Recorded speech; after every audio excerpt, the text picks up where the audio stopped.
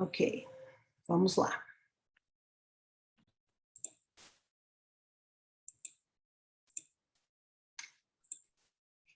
Bom, então, deixa eu compartilhar aqui minha tela. Então, essa aula a gente vai falar um pouco de distúrbios ácido-básicos. Eu vou começar falando de alguns conceitos gerais, depois vou falar um pouquinho da interpretação da gasometria, mostrar alguns conceitos, né, que são importantes, e no final vou falar alguns casos clínicos, tentando ilustrar o que a gente falou ao longo da aula, tá? Não tem problema se alguém quiser me interromper, perguntar durante, eu não importo, tá? Podem ficar à vontade sobre isso. Bom, aproveitando a aula, fazendo uma propaganda do livro que é meu, junto com colegas de vocês, né? A Juliana Medpencil e a Letícia Bittencourt, são autoras também, junto com o Rafael e o Matheus da 151, onde a gente fala tanto de distúrbio eletrolítico quanto ácido básico, fala também sobre homeostase de fluidos e eletrólitos e uns conceitos de fluidoterapia. Então, acho que, se alguém interessar, vale a pena, o livro ficou muito legal. Né, e às vezes vocês compram junto umas 3 pessoas e compram, sei lá, né? Estou sugerindo aí. Fazendo uma propaganda, merchan. Bom, então vamos lá. Então, em relação aos conceitos básicos, né, o primeiro conceito que é importante é o conceito de pH, né? Então, a gente pega uma molécula de água, dissocia essa molécula de água, ela é dissociada em H+, ou H-, a concentração de H+ na molécula de água, né, vai ser de 1 vezes 10 a menos 7, o logaritmo inverso dessa concentração é chamado pH. Então, o pH da água é de 7, né? E esse dinamarquês, o Sorensen, em 1909, foi que estabeleceu esse conceito do pH, que é o logaritmo negativo da concentração de hidrogênio. E aí, a partir disso, a gente pode também ter um pH no sangue, né? Então, o pH do sangue é baseado na concentração de hidrogênio no sangue, que é de 40 vezes 10 a menos 9. Quando a gente faz essa conta do logaritmo negativo da concentração de H+ no sangue, a gente acha um pH de 7,4, que é o pH fisiológico do sangue. Bom, toda solução aquosa, né, a gente tem a possibilidade de dissociação dos componentes acrescentados a ela, né? Então, na medida que a gente tem uma maior quantidade de moléculas, a gente tem mais capacidade de dissociar essas moléculas. E a gente tem tipos diferentes de substâncias, né, que podem ser acrescentadas a uma solução aquosa. Podem ser substâncias de caráter ácido ou de caráter básico. As substâncias de caráter ácido são aquelas que liberam prótons, né, que liberam íons H+. As substâncias de caráter básico são aquelas que liberam íons OH-. E a gente classifica um ácido como forte pela capacidade que ele tem de transferir prótons. Então, quando ele transfere esses prótons mais facilmente, quando em solução aquosa, a gente chama de ácido forte. Um exemplo de um ácido forte é ácido clorídrico. E quando esse ácido libera com mais dificuldade esse H+ em solução aquosa, ele é um ácido fraco. Um exemplo de ácido fraco é o ácido acético, por exemplo. Bem, a mesma coisa para a base. A gente pode ter uma base forte, uma base fraca, de acordo com essa capacidade de liberar os íons OH- numa solução aquosa. Bem, e o outro conceito importante, né, é o conceito de lei de ação das massas, né, que a velocidade de uma reação química é diretamente proporcional ao produto das concentrações das substâncias reagentes. Então, aqui está um exemplo. Se eu adicionar um ácido, né, que é um H+, com um ânion, que a gente está chamando aqui de A-, na água, eu vou dissociar no H+ e no A-. Quanto mais do ácido eu adicionar, mais eu vou formar o H+ e o A-, né? Então, mostrando que essa reação pode ter pode ser bidirecional, né?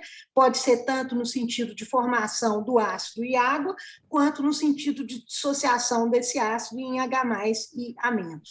E aqui mostrando que se eu estabelecer constantes para essas duas reações, eu posso fazer uma razão das constantes e também fazer uma razão dessa equação.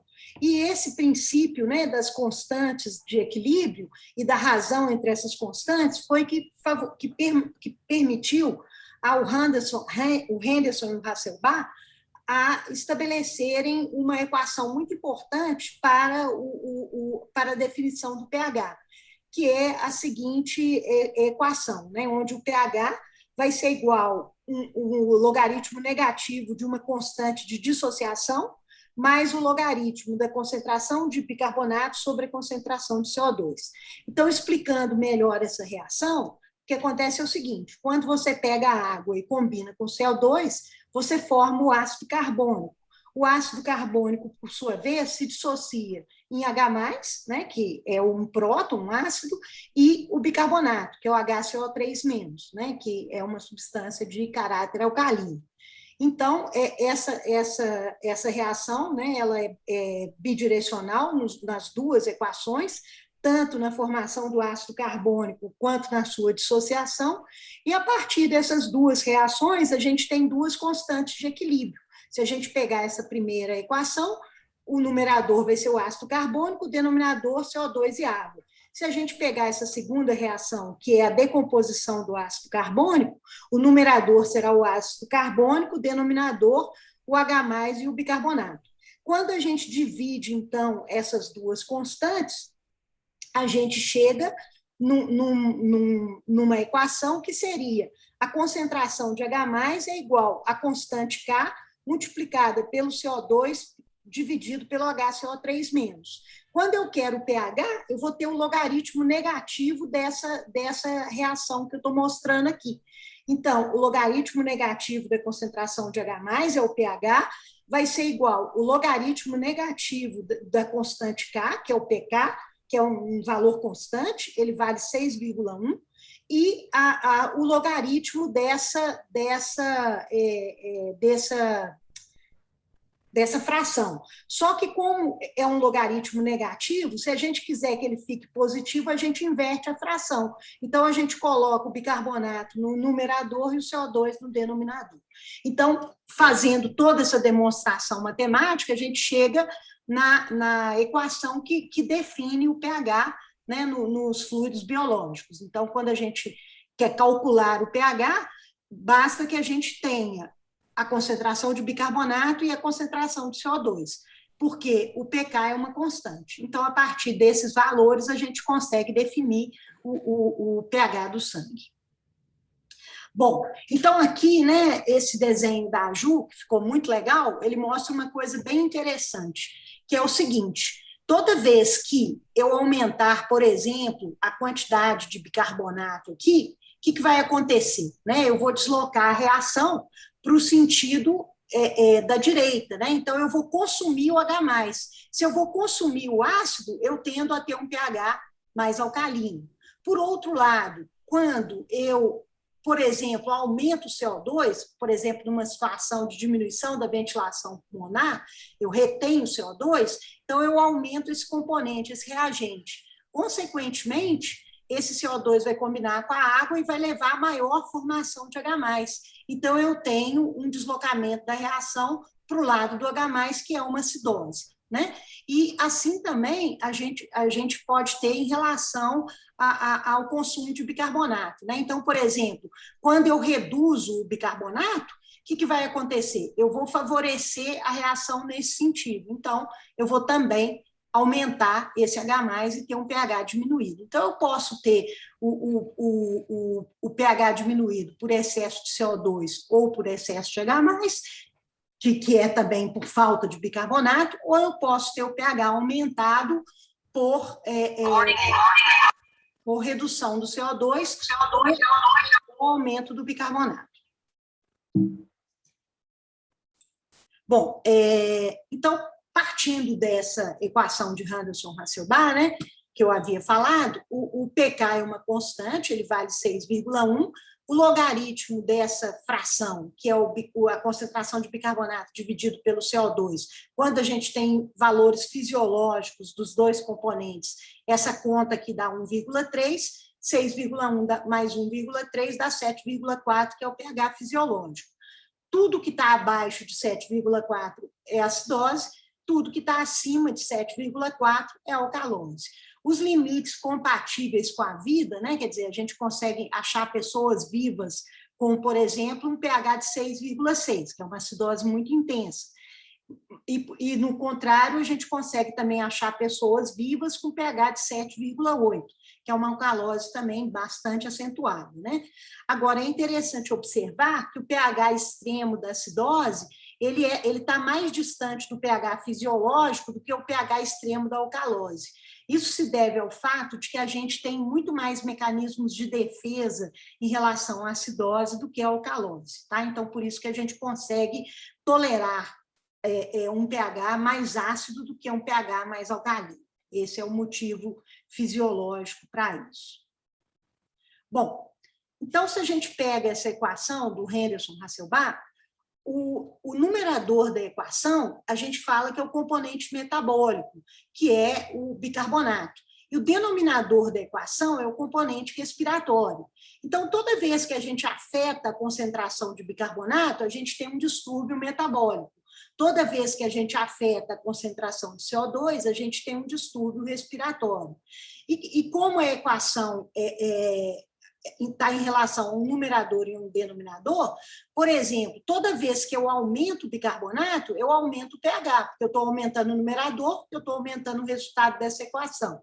Toda vez que eu reduzo o bicarbonato, por exemplo, ele é consumido por um ácido, ou eu perco o bicarbonato, por exemplo, numa diarreia, nas fezes, o que vai acontecer? Eu reduzo o numerador, eu reduzo o pH. E o CO2 vai ser o contrário, né? Então, toda vez que aumenta o CO2, por uma retenção de CO2 nos pulmões, eu vou ter uma redução do pH. Por quê? Porque eu estou aumentando o denominador, então eu estou diminuindo o resultado, né, da equação. E toda vez que eu reduzo o CO2, em contrapartida, eu aumento o pH. As mudanças do CO2 são os distúrbios respiratórios, as mudanças do bicarbonato são os distúrbios metabólicos.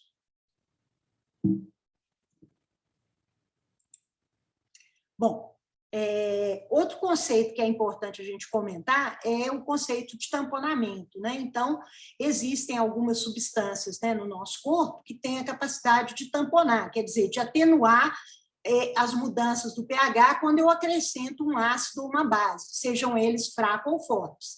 Então, aqui eu dei um exemplo, que é um ácido forte, que é o ácido clorídrico.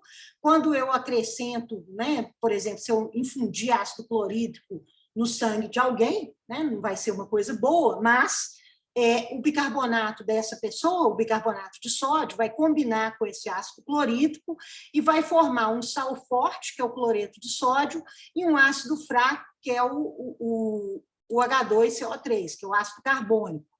Esse ácido fraco, que é o ácido carbônico, por sua vez, ele vai se dissociar em água e CO2. E no caso dessa reação, que dissocia em água e CO2, ela tem uma vantagem, por quê? Porque o pulmão consegue jogar o CO2 para fora. Então, ele vai estar sempre deslocando o equilíbrio dessa reação no sentido da formação de um ácido fraco, que é o ácido carbônico, né, que é o H2CO3, porque está sempre eliminando esse CO2 e deslocando a reação nesse sentido.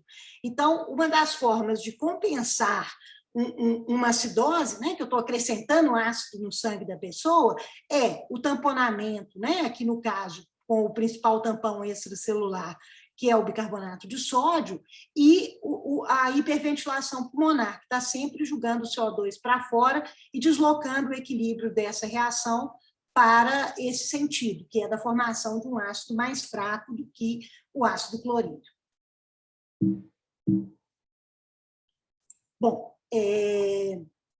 então a gente tem uma série de sistemas de tamponamento cujo objetivo principal é manter a concentração de íons de hidrogênio dentro de limites estáveis.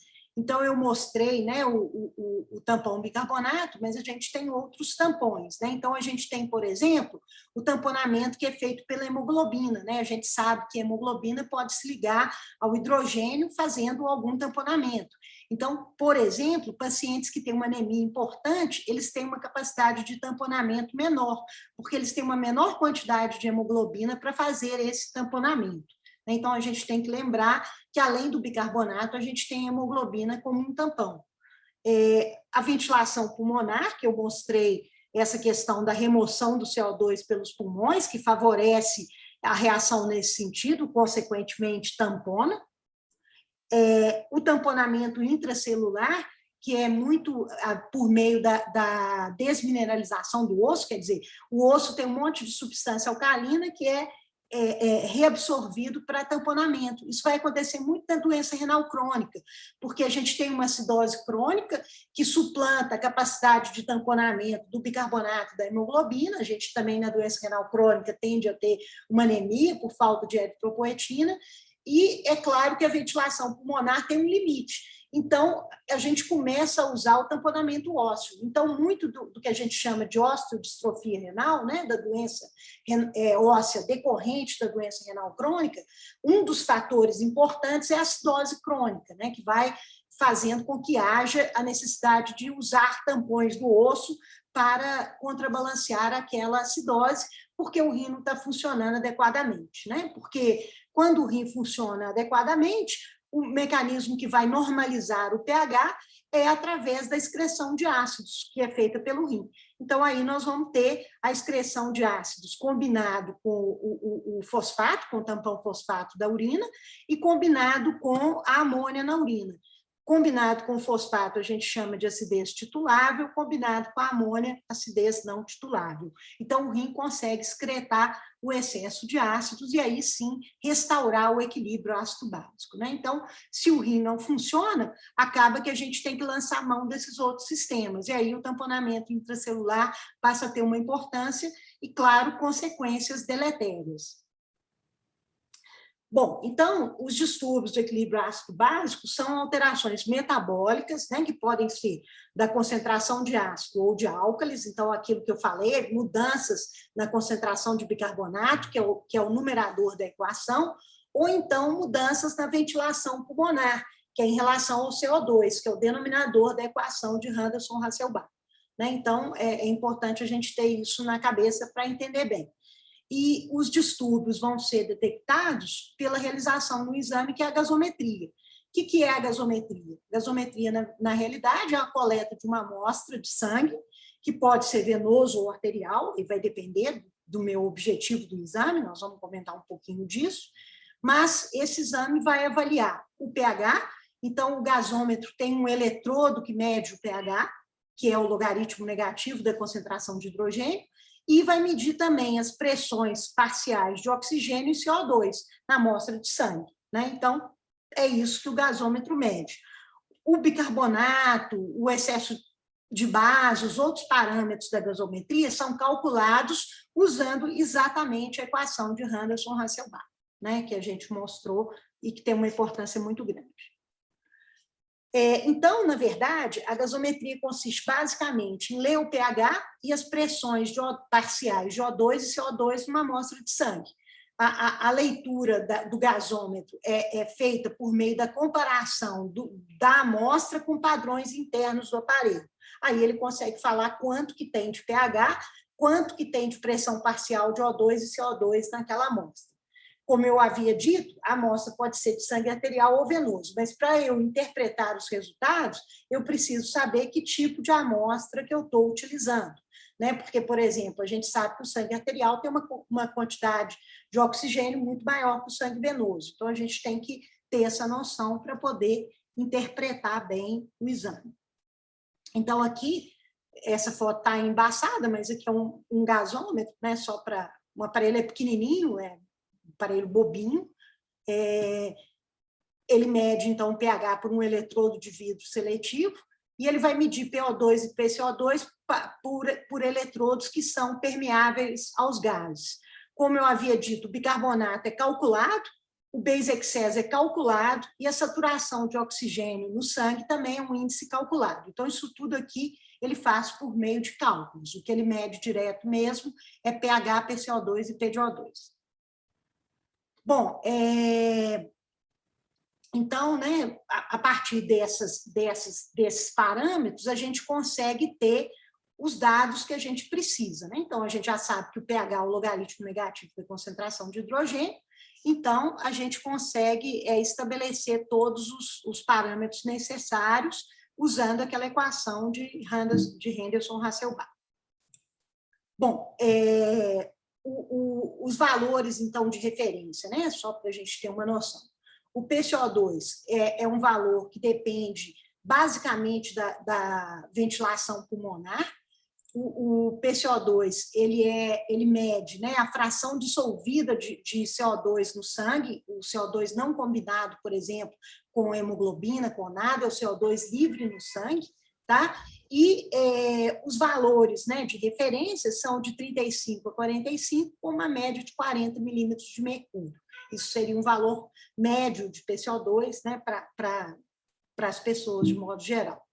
Tem umas pequenas variações ao longo da vida, depois eu vou mostrar uma tabelinha, mas, no geral, é isso.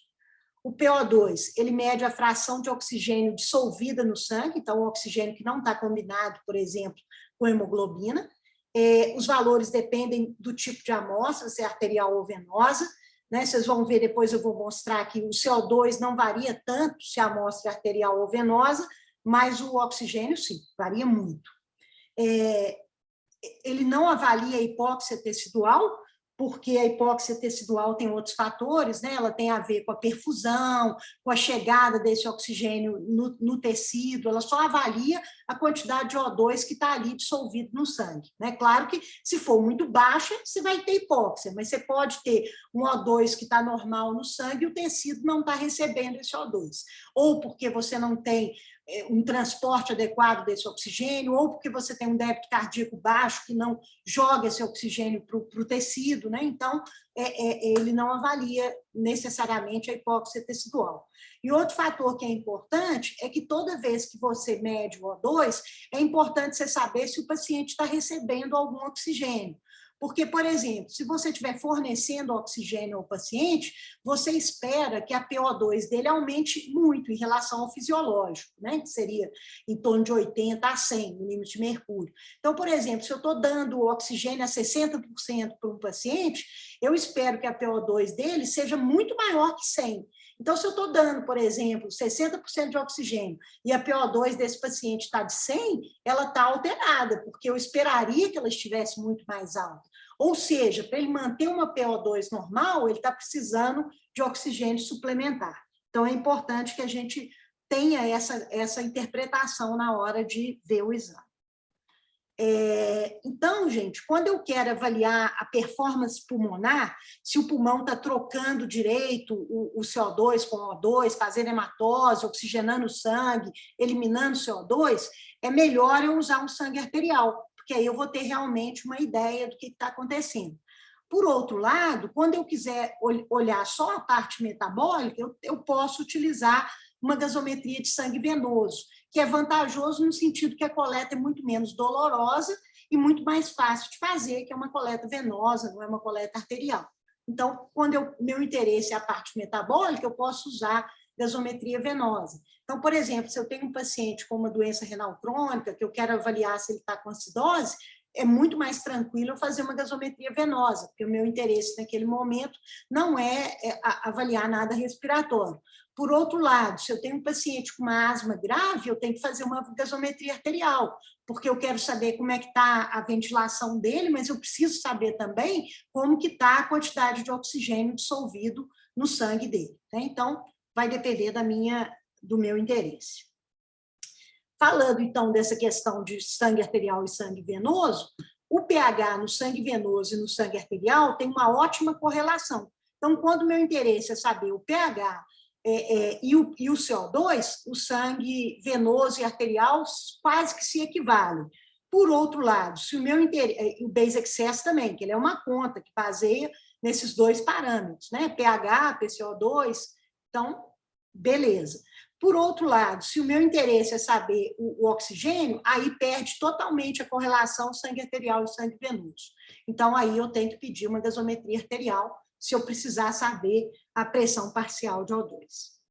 Então, aqui, essa tabelinha, né, que eu coloquei aqui, ela mostra o seguinte, que para o pH, no sangue arterial, ele varia de 7,35 a 7,45 fisiologicamente, no sangue venoso, ele é em torno de 0,05 unidades menor. Então, ele vai ser de 7,30 a 7,40, né? Então, a diferença é muito pequena. O PCO2 no sangue arterial é de 35 a 45, No sangue venoso, ele é em torno de 6 milímetros de mercúrio maior. Então, por exemplo, se no sangue arterial seria 35, no venoso é 41. Então, a diferença é pequena. Por outro lado, uma PO2 normal de 80 a 100, no sangue venoso, ela pode ser em torno de 50% desse valor ou até menos. Então, a gente perde o parâmetro. Então, o sangue venoso não é adequado para que eu avalie a pressão parcial de O2. Aí eu vou precisar de uma amostra de sangue arterial mesmo. Bom, como eu havia dito, né, o bicarbonato vai ser calculado nessa equação. Aqui um detalhe, né, que a gente ainda não tinha dito: como o gasômetro mede a pressão parcial de CO2 e não a concentração de CO2, para que eu converta a pressão parcial de CO2 em concentração de CO2, eu multiplico por 0,03, que é o índice de solubilidade do CO2 no sangue, né? Então, eu tenho aí a concentração de CO2. Mas é uma constante, então não faz tanta diferença.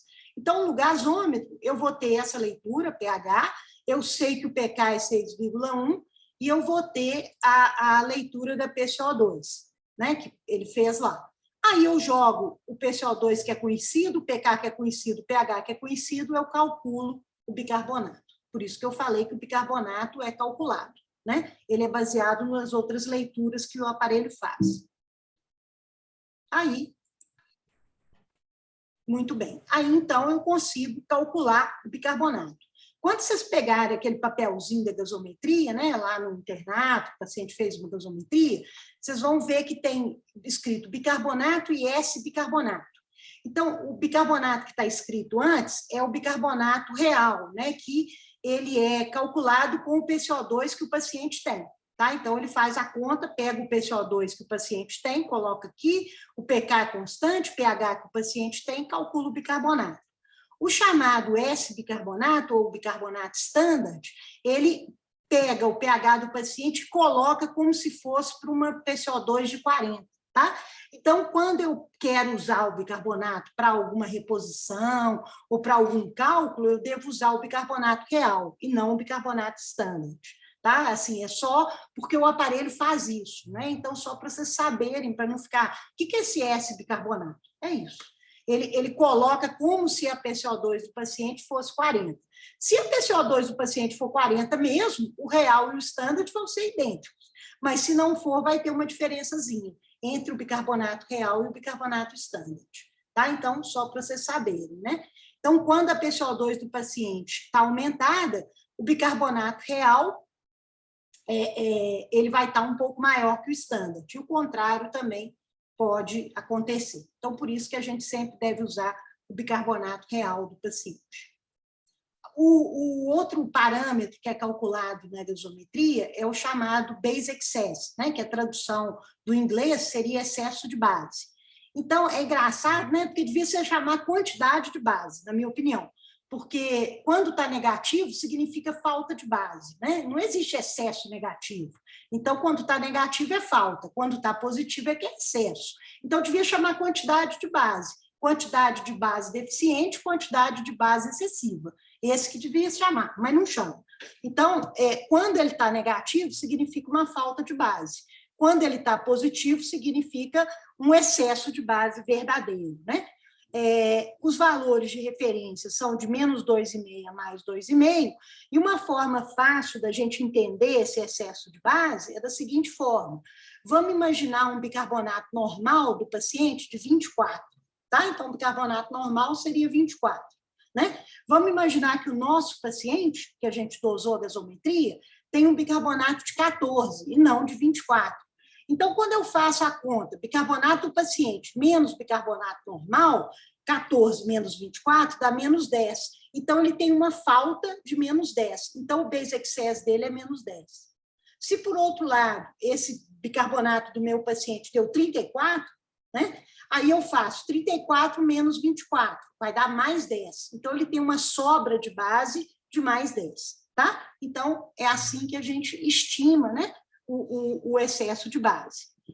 E traduzindo, né, de uma forma mais química, né, o que significa um base excess de menos 18? É que tem um excesso de ácido de 18 mEq, né, um excesso de ácido que mobilizou 18 mEq por litro de bicarbonato.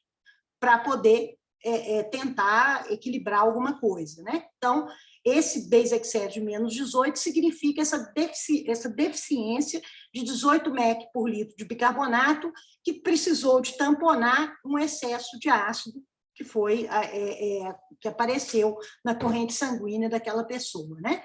Então, significa que houve uma queda do bicarbonato e que há 18 mEq por litro a menos em relação a um PaCO2 uma pressão parcial de CO2 de 40 milímetros de mercúrio. Então, isso que é a conta do base excess, tá?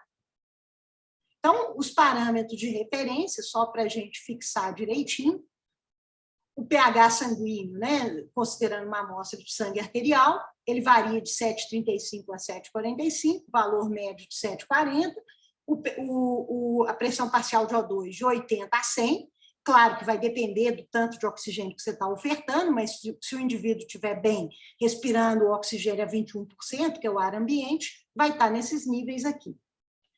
A pressão parcial de CO2 de 35 a 45, a saturação de oxigênio variando de 95% a 100%.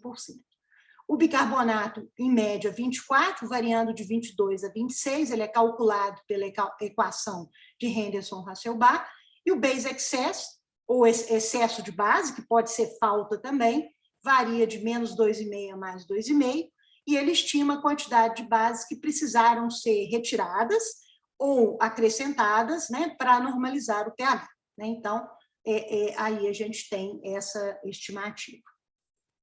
Aqui eu coloquei uma tabela que varia, né, por faixa etária, que a gente pode ver que o pH tem pequenas modificações ao longo da vida, né, em média, e essas modificações se dão às custas de uma PCO2 um pouquinho mais baixa quando é recém-nascido, né, principalmente lactente jovem, e um bicarbonato também um pouquinho mais baixo nessas idades mais novas, né? Depois os valores ficam praticamente indistinguíveis do indivíduo adulto, né? Então, só para vocês terem um parâmetro que tem pequenas variações ao longo da vida.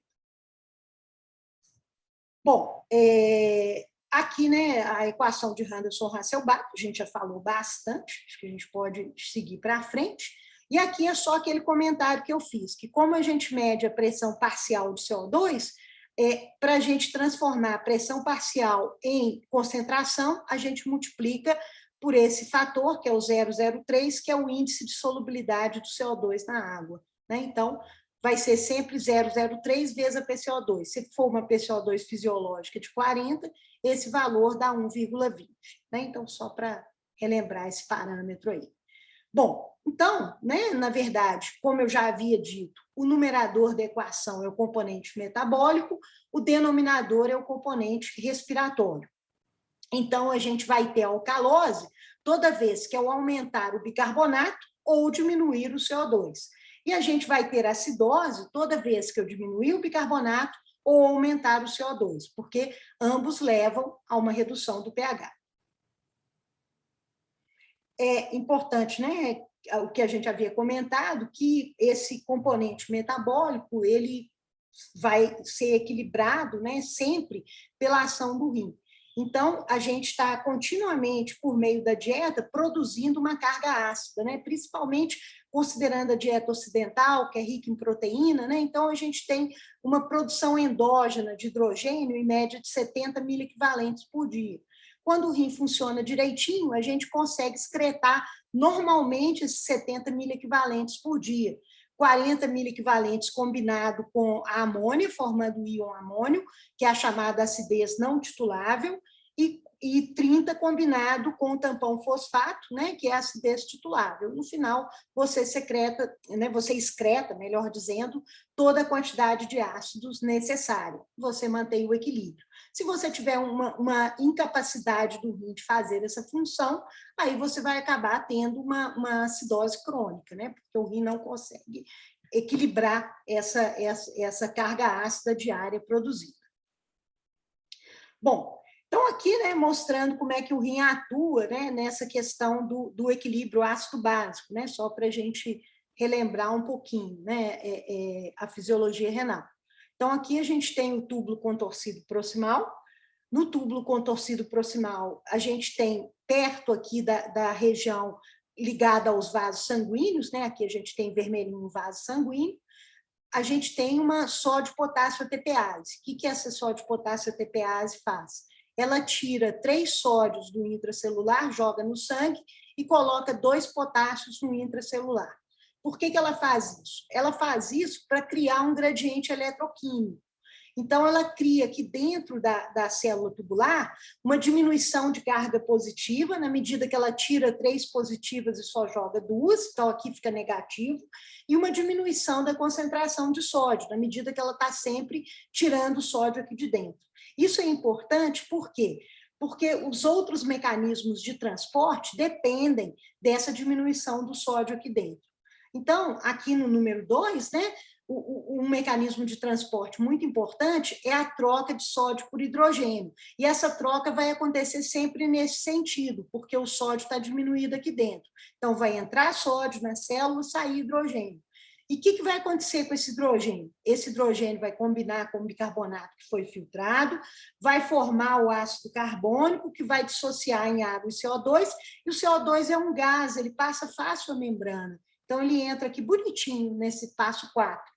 E isso a gente brinca, né? Fala que é um contrabando de bicarbonato sob a forma de CO2. Porque, como o bicarbonato, ele não entra fácil essa membrana. Então, ele precisa ser convertido em CO2 para ele entrar. Aí, quando ele é convertido em CO2, ele combina com a água, forma o ácido carbônico, aí tem uma enzima anidrase carbônica que dissocia em bicarbonato e H+. O bicarbonato vai para o sangue, vai ser reabsorvido junto com o sódio. Aqui tem um cotransportador sódio-bicarbonato, que é esse passo 6. Ao passo que o hidrogênio vai refazer o ciclo, vai trocar com o sódio e vai novamente pegar mais bicarbonato aqui da luz tubular para poder jogar aqui dentro sob a forma de CO2. Então, esse é o jeito que o bicarbonato é reabsorvido no túbulo proximal. Já no túbulo distal, né, quando a gente chega lá no túbulo distal, a gente vai ter outros mecanismos responsáveis pela acidificação urinária, então, pela secreção de hidrogênio. Então, no túbulo distal, o principal mecanismo que a gente tem é uma bomba de prótons, uma TPase, que está jogando hidrogênio sempre para a luz tubular. Mas, para esse hidrogênio ficar na luz tubular, ele precisa ser tamponado. Então, é necessário que existam tampões aqui dentro. E um desses tampões é a amônia. E esse tampão da amônia, ele é produzido lá no túbulo proximal, através do metabolismo de um aminoácido chamado glutamina. Então, o que vai acontecer é que o hidrogênio que é eliminado aqui, ele vai combinar ou com fosfato ou com a amônia e vai ser eliminado. Então, o túbulo distal, a principal função dele é secretar hidrogênio. Só que toda vez que ele secreta um hidrogênio, em paralelo está acontecendo a reabsorção de um bicarbonato. Por quê? Porque eu estou favorecendo a combinação de água com CO2 nesse sentido, porque eu estou sempre jogando o hidrogênio para fora. E aí vai formar H+ e bicarbonato. O H+ vai para a luz tubular, o bicarbonato vai para o sangue trocado com cloreto. Tá? Então, só para relembrar um pouco esses mecanismos aí. Bom, sobre o pulmão, né, que nem chega perto do rim em termos de complexidade e de performance, ele é sensível, né, ao estímulo neurológico que os íons hidrogênio fazem no bulbo, né? Então, toda vez que a gente tem um aumento de H+ na região quimiosensível do bulbo, a gente estimula a ventilação pulmonar. Então, toda vez que a gente tem uma acidose, a gente estimula a ventilação pulmonar, que vai fazer a eliminação de CO2 e vai deslocar a equação no sentido favorecendo, né, meu relógio falando, favorecendo essa eliminação de CO2 e, consequentemente, diminuindo um pouco a quantidade de ácido, né? E quando a gente tem uma alcalose, é o sentido contrário, há uma inibição da zona quimiosensível e há uma hipoventilação pulmonar, uma inibição da ventilação pulmonar. Então, o componente respiratório, fundamentalmente, é isso.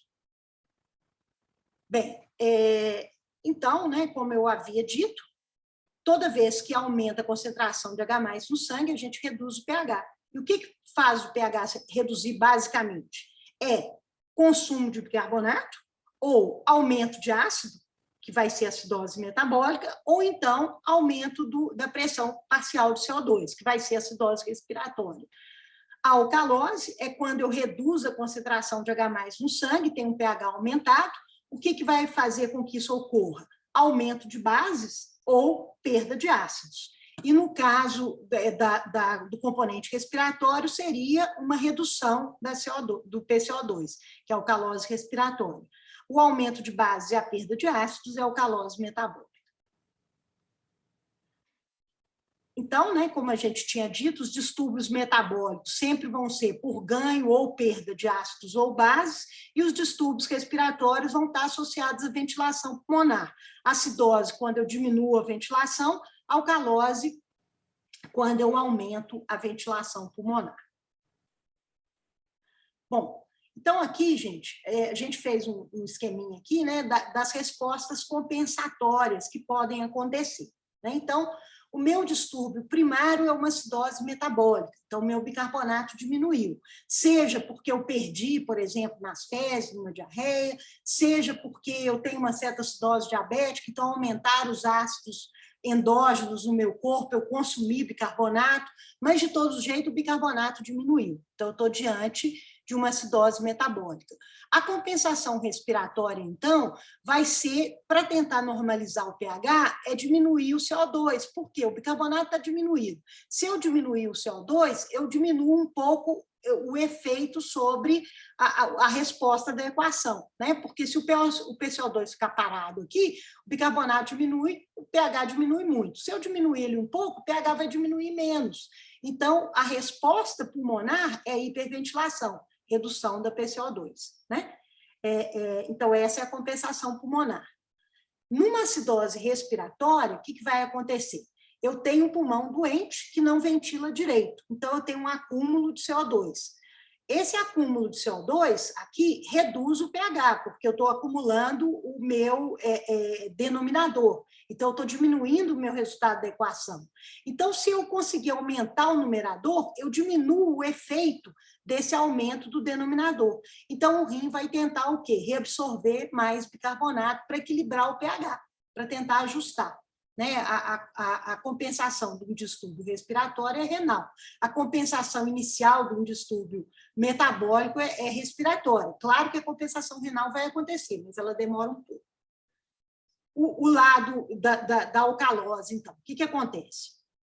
Numa alcalose metabólica, eu tenho um excesso de bicarbonato, né? Seja por qual mecanismo for, né? Pode ser que eu infundi bicarbonato a mais um paciente, pode ser que eu perdi muito cloro e, consequentemente, reabsorvi bicarbonato, enfim.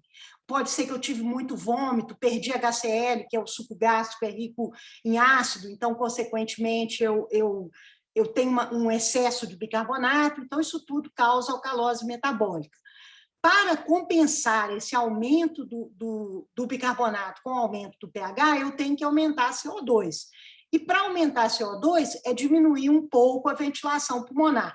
Claro que eu não posso pará-la totalmente, senão a pessoa morre, né? Ela não ventila nada, ela vai morrer. Mas a gente aumenta um pouco esse PCO2 para equilibrar um pouco esse pH e torná-lo mais possível e compatível com a vida, até o distúrbio ser tratado, né? E, desculpa, gente, peraí. E aqui, finalmente, quando eu tenho, né, uma hiperventilação pulmonar, uma ansiedade muito grande, uma crise de pânico, o que vai acontecer? O pulmão hiperventila demais, diminui muito essa PCO2. Diminuindo a PCO2, diminui, obviamente, aumenta, obviamente, o pH. O pH está aumentado, para eu poder equilibrar esse pH, eu vou reduzir também o bicarbonato. Então, aumenta a excreção renal de bicarbonato. Essa é a compensação renal metabólica de uma alcalose respiratória. Tá? Então, esses são os distúrbios primários e suas respostas compensatórias. Bom, aí, gente, vem o seguinte, como que eu vou saber que se está havendo compensação, se não está havendo, como que eu vou avaliar isso? Né? Existem umas fórmulas matemáticas para a gente avaliar isso, que ajudam a interpretar o distúrbio, né? Então, a gente colocou alguns exemplos aqui. Então, quando eu tenho um distúrbio metabólico e quero avaliar a compensação respiratória, eu posso usar qualquer uma dessas 3 fórmulas.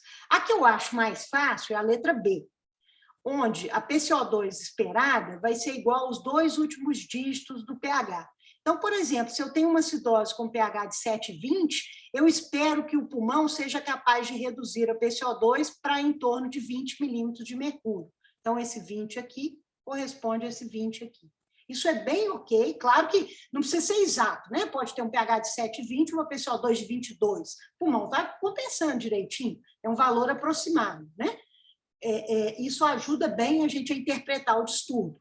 Claro que, se eu quiser, eu também posso usar essa fórmula de Winters, que a PCO2 esperada vai ser 1,5 vezes o bicarbonato, mais 8, mais ou menos 2. Só que é uma conta muito mais chatinha de fazer, né? E essa outra aqui, que a PCO2 esperada é o bicarbonato mais 15. Então, se o bicarbonato é 14, a PCO2 esperada seria de 29. Mas eu prefiro usar essa daqui, da letra B, que eu acho que ela é muito mais fácil, que os 2 últimos dígitos do pH são aproximadamente iguais os 2 últimos dígitos, os 2 dígitos do PCO2, tá? A compensação metabólica nos distúrbios respiratórios, aí realmente vão ser essas equações aqui que estão mostradas, né? Mas, assim, não necessariamente a gente tem que calcular. Mas, se a gente quiser saber se um distúrbio é agudo ou crônico, aí é interessante calcular para eu ter uma ideia, né? Se eu não tenho, assim, nenhuma informação do paciente, eu posso calcular dessa maneira, né? Usando esse valor aqui. Num distúrbio agudo, é 0,1 vezes o delta PCO2, né? O que é o delta PCO2? Um PCO2 normal subtraído do PCO2 do paciente, né? Aí você não leva em conta o sinal. Se der negativo, você usa como se fosse positivo, né? E isso também para o distúrbio crônico, só que a diferença é que a gente multiplica por 0,35. Isso para acidose. Para alcalose, é a mesma ideia, só que esses valores aqui, de 0,2 e 0,5, tá? Então, isso aí dá para a gente ter uma ideia.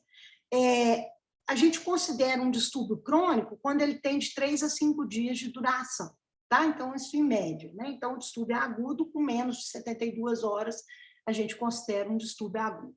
Consequentemente, a compensação metabólica não vai ser tão efetiva quanto num distúrbio crônico. Bom, outro conceito importante, que eu acho que vale a pena a gente comentar, é o conceito de anion gap, né? O que é o conceito de anion gap? O conceito de anion gap é o seguinte: eu tenho que ter no sangue uma quantidade igual de cátions e ânions. Então, a somatória de todos os cátions no sangue é igual à somatória de todos os ânions no sangue. Só que existem alguns ânions que a gente não mede, né? Que a gente rotineiramente não mede. Então, foi desenvolvida uma fórmula, né, que o principal cátion do extracelular, que é o sódio, subtraído dos principais ânions do extracelular, que são bicarbonato e cloreto, ele nunca vai dar uma conta exata, porque a soma de bicarbonato e cloreto vão ser sempre menores que a quantidade de sódio. Por quê? Porque existem outros ânions que eu não meço que formam esse restolho, esse gap, né? Esse intervalo, essa falta. Então, esses ânions que eu não medi e que, somados com cloreto e bicarbonato, igualam ao sódio, é chamado de anion gap. Então, a fórmula do anion gap vai ser igual à concentração de sódio menos o somatório da concentração de bicarbonato mais cloreto. E esse valor do anion gap, ele vai ser geralmente entre 5 e 15. Acima, né, desse valor, a gente tem uma acidose com anion gap aumentado. Abaixo entre esses valores, uma acidose com anion gap normal, idem para a alcalose. Mas daí, para que saber isso? O que isso tem utilidade? Isso tem utilidade porque eu consigo saber o mecanismo da acidose. Por exemplo, quando eu tenho uma acidose que é por perda de bicarbonato, por exemplo, eu perdi muito bicarbonato nas fezes, eu tenho um aumento compensatório do cloreto. Então, a minha conta sódio menos cloreto mais bicarbonato vai dar um valor normal, vai continuar estável o anion gap, porque apesar do bicarbonato ter diminuído, o cloro subiu proporcionalmente. Por outro lado, quando eu tenho uma acidose por ganho de ácidos, por exemplo, uma cetoacidose diabética, junto com aquele cetoácido que eu ganhei um ânion. E eu ganhei um ânion que não é mensurável. Então, o cloro não vai aumentar, porque um outro ânion está ocupando o lugar que o bicarbonato consumido deixou. Então, esse outro ânion faz com que o anion gap aumente. Então, nas acidoses por ganho de ácido, eu tenho um anion gap aumentado. Então, eu consigo definir o mecanismo do distúrbio ácido-básico. Bom, então, gente, uns passos, né, para a gente interpretar. Eu achei um distúrbio ácido-básico, e agora? Né? Não vou chorar. Né? Então, o que é a primeira coisa que eu vou fazer? Definir o diagnóstico primário. Se eu tenho uma acidose, se eu tenho uma alcalose, e se for uma acidose, se ela é metabólica ou respiratória, se for uma alcalose, se ela é metabólica ou respiratória, ou se eu tenho um distúrbio misto, que às vezes eu tenho um distúrbio misto também. Vou mostrar isso um pouquinho para vocês aí, um pouquinho mais para frente um pouquinho. Aí eu vou avaliar a resposta compensatória, né, se ela está adequada ou não. Então, aquele exemplo que eu dei, né, se eu tenho uma acidose que o pH é 7,20, eu espero que o meu PCO2 esteja em torno de 20. Então, eu tenho uma resposta adequada. Mas vamos supor que o meu pH é de 7,20, mas o meu PCO2 é de 45. 45 é um PCO2 normal, mas não é um PCO2 esperado para quem tem uma acidose metabólica. Então, está mostrando para mim que eu não tenho pulmão respondendo àquela acidose. Né? Então, eu ainda não tive uma resposta compensatória. Pode ser que ela ainda vá acontecer? Pode, mas pode ser também que ela não vá acontecer nunca, porque eu tenho algum problema pulmonar que impeça essa resposta compensatória. Então, isso é muito importante para a gente interpretar. Né? Então, avaliar a resposta compensatória e depois avaliar o anion gap, para eu saber o mecanismo do meu distúrbio ácido-básico. Né? E, no final, tentar estabelecer o diagnóstico clínico e tratar a causa, né? Além do distúrbio ácido-básico, que muitas vezes só tratando a causa a gente corrige. Às vezes a gente tem que mexer no distúrbio também, mas muitas vezes nem precisa, basta tratar a causa de base, que aí o rim dá conta do recado. Se o rim não der conta do recado porque ele é deficiente, a gente dialisa, né? Tem isso também. Bom, então agora, gente, vou mostrar os casos clínicos, que é a parte final da aula, não vai demorar muito mais, tá? Podem ficar tranquilos, tentando dar esses exemplos, tentando explicar um pouquinho e dar exemplos práticos de tudo que a gente falou. Então, aqui a gente tem um paciente com cetoacidose diabética, antes da compensação respiratória acontecer. Então, olha como é que ele estava. Ele estava com pH de 7,10, quer dizer, bastante baixo, né? Bastante acidose, o pH normal é 7,40, um PCO2 normal de 40, mas sem resposta ventilatória nenhuma, né? Porque tá um PCO2 que devia estar baixo e não está normal, e um bicarbonato de 12. Aí começou a ter compensação respiratória. Olha o que aconteceu. O pH melhorou. Por quê? Porque o PCO2 baixou, então deu uma equilibrada. O pH está 7,25, o PCO2 está 25. Mas o bicarbonato nem mexeu, porque ele foi consumido pelos ácidos. Né? Eu só consegui equilibrar um pouco esse pH porque eu reduzi o PCO2. Aí, eu reduzindo o denominador da equação, eu dei uma equilibrada, porque o numerador já estava baixo, que é o bicarbonato. Né? Então, na cetoacidose diabética, ocorre aumento da produção de ácidos orgânicos, acidose metabólica, com consumo de bicarbonato para tamponamento. Né? Então, aqui, o que vai ser o tratamento desse paciente?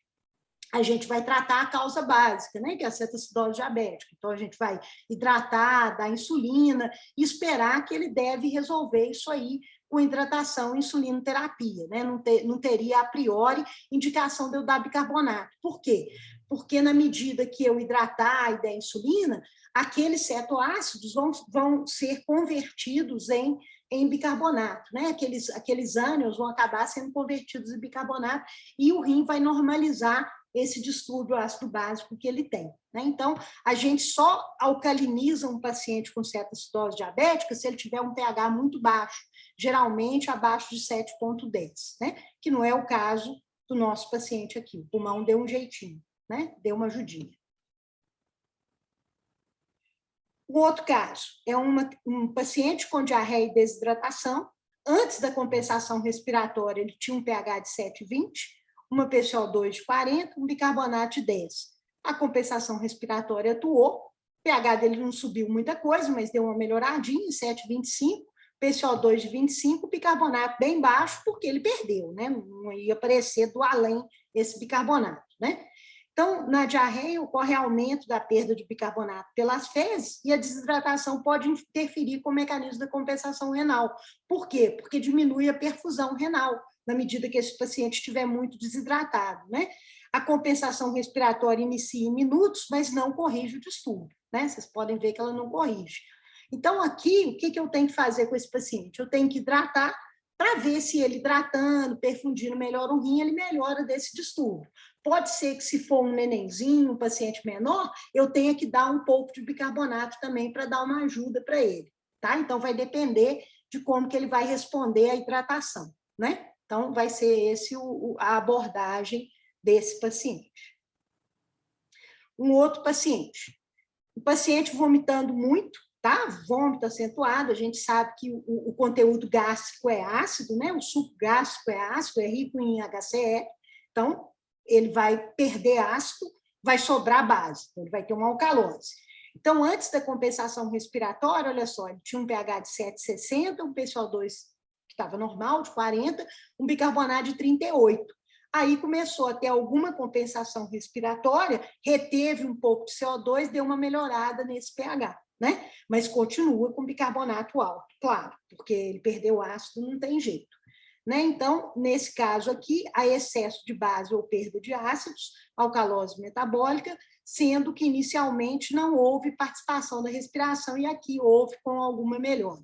Então, a gente vai tratar a causa dos vômitos, né? No caso desse paciente, se for uma causa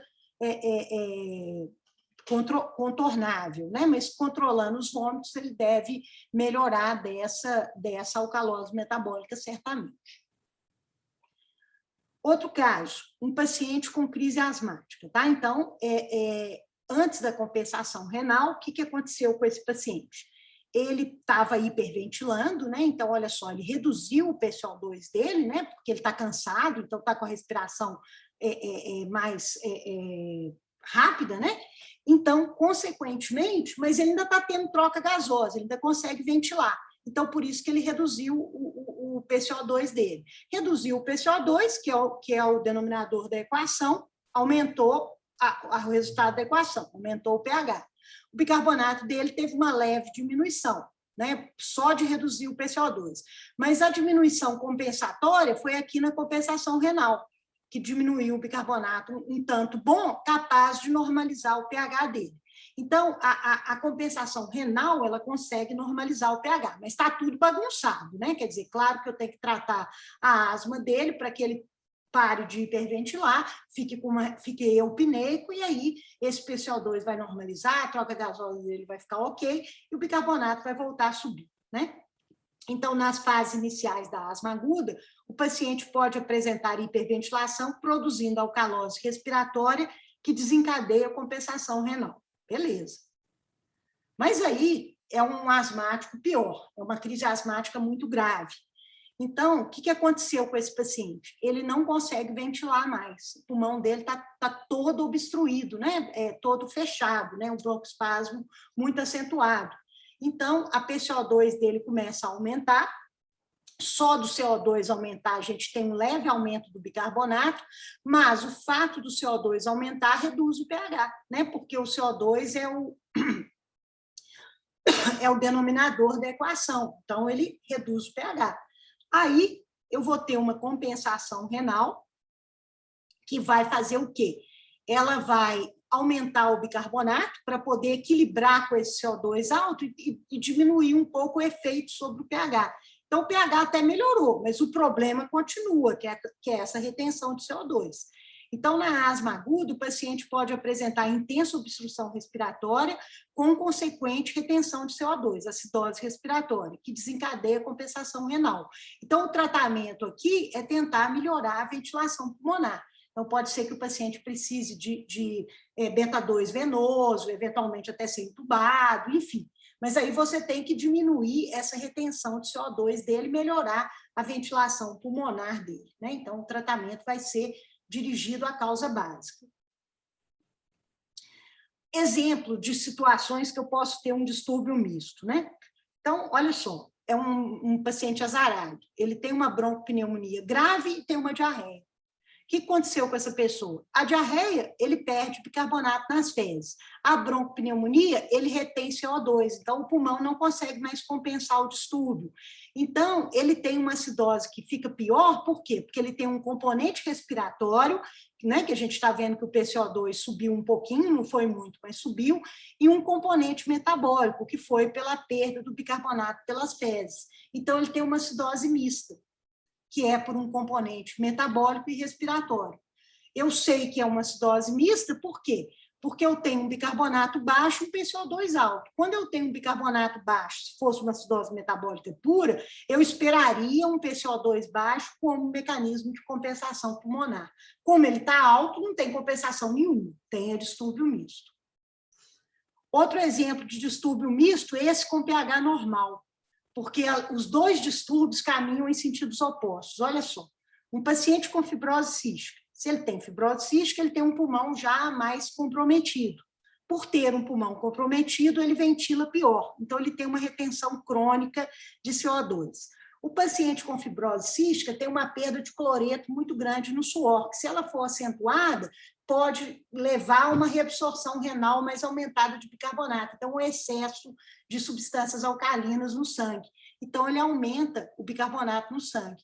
Então, ele aumentou o CO2, aumentou o bicarbonato, mas o pH ficou normal. E é um distúrbio misto, porque ele está tendo a perda do cloreto, que é da doença dele, e a retenção de CO2, que é da doença dele. Só que os dois distúrbios caminham em sentidos opostos e normalizam o pH. Então, é o outro exemplo de distúrbio misto. Mas que a gente tem que entender a fisiopatologia da doença para entender que isso é um distúrbio misto.